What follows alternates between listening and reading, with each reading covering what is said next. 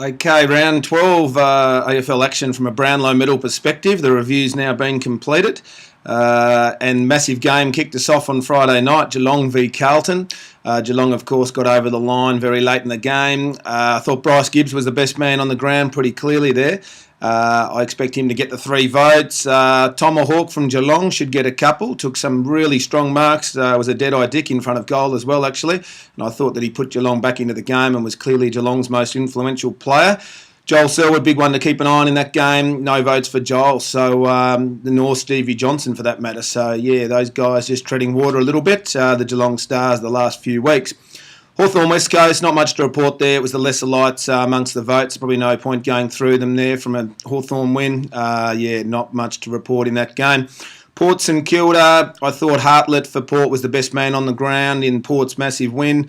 Yeah, 3 votes, you can chalk them in for him. Robbie Gray should get a couple. Obviously, Travis Boak didn't play, one who's really rolling into the year, but I've got a feeling they might have rested him in that game with the Sydney game coming up this coming weekend. Brisbane Lions got over the line against the Doggies.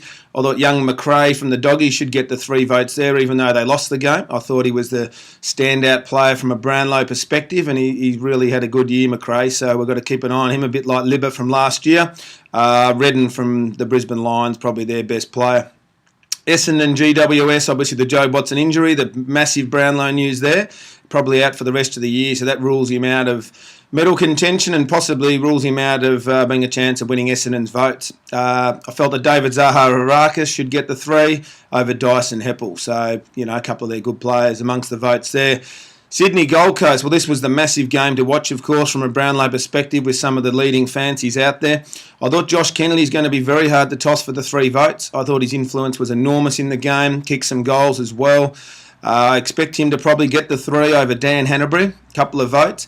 Gary's game, once again, a little bit difficult to analyse. I've chalked him in for 1. Got a feeling he can easily miss a vote in this game because I don't think the umpires will be looking for Gary as much this year to gift him a vote in some of these games after he's won last year's medal. So Gary in for 1, but he could easily miss. But the big news being Josh Kennedy probably gets the 3 votes in that game. Freo Adelaide, Big Sandy, yeah, I expect him to get the 3. Played a really good game. Starting to string a few votes together as well. The only issue with Sandy is his big games aren't, you know, clearly the best man on the ground sort of games. So it's hard to know how the umpires will interpret, but he does poll pretty well, Sandy.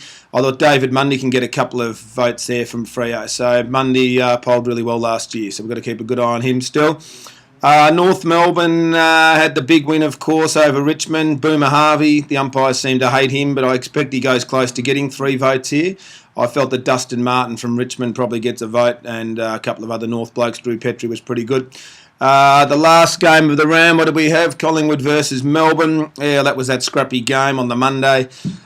Scotty Pendlebury was the man to watch here. I expect him to go extremely close to getting 3. It wasn't one of those games where it's a clear-cut 3 for Pendles. Massive first quarter, and then I thought he was good for the other 3 quarters. He was winning some good contested ball, and he stood out to me, getting the ball in the middle a fair bit. Nathan Jones from Melbourne to get a couple. So, all in all, yeah, I think that Pendles and Josh Kennedy from Sydney closing in on Gary here. It's getting interesting, and the Gold Coasters, as well reported, have some really tough games coming up the next 4 or 5 weeks. So, Gary's going to want to string together some big games to continue to lead the medal. I think he's probably still 2 or 3 votes in front from Joshy Kennedy, yeah, which is pretty interesting. So I think we've got to keep good eye on Gary and Pendles, Josh Kennedy and some others starting to come through. Thank you.